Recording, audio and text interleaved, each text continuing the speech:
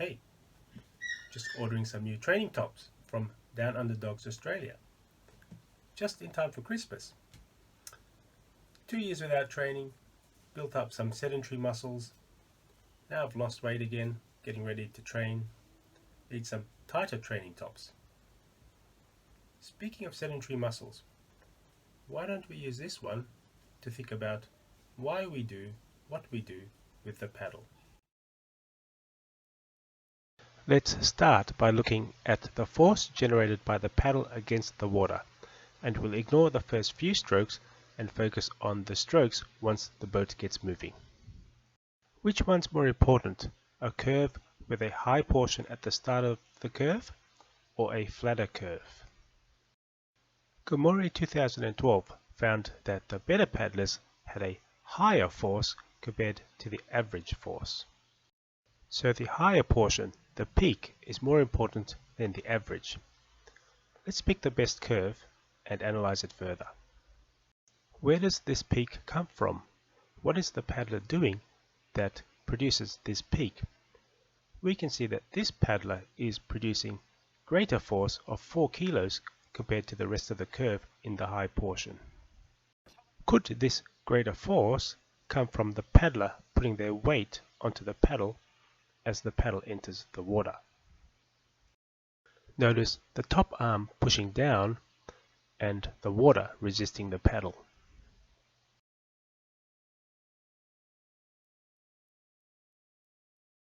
So, for my measurement, a normal paddler puts about 5 kilos of force down through the paddle. Then we looked at some studies and found that by leaning sideways, by using your back foot, a paddler can put about 8 kilos of force. If we want to add more than 5 kilos or 8 kilos, how would we do it? How would we adjust our body and our paddle to produce this force? Remember this video? I noticed this champion bends her bottom arm elbow more and seems to have more of a downward emphasis through the stroke. In a previous video, we saw how Lisa Carrington bends the elbow and forces down with the shoulder through the stroke, adding weight to the stroke. And we saw another paddler and saw how he used the top arm to pull down as well. So if you use both arms, how much force do you think you can put through the paddle?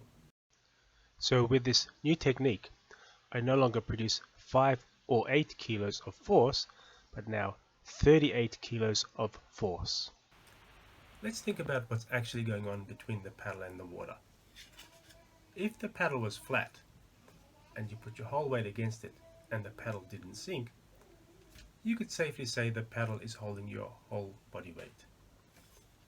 At this angle, you would assume the paddle would fall straight through, which means your body weight is making no difference. It's holding no body weight. So, if we take an angle of 45 degrees, you could estimate approximately half your body weight is being held by the paddle if the paddle's not falling. If I take half of 38, that is 19 kilos.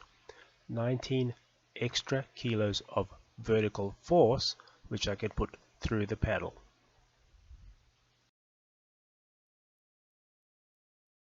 Using our beloved trigonometry, at a paddle angle of 45 degrees, that 19 kilos could be translated into a horizontal force.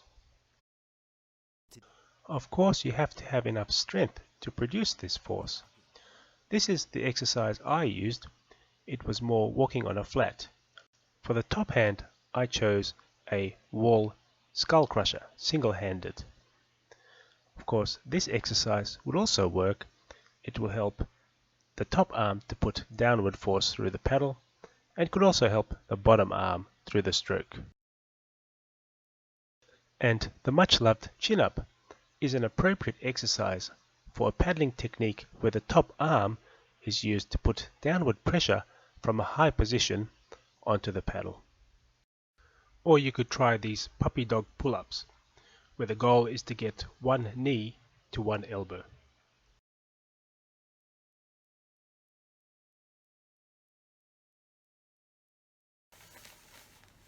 Hey, Christmas present came early this year. Two Christmas presents.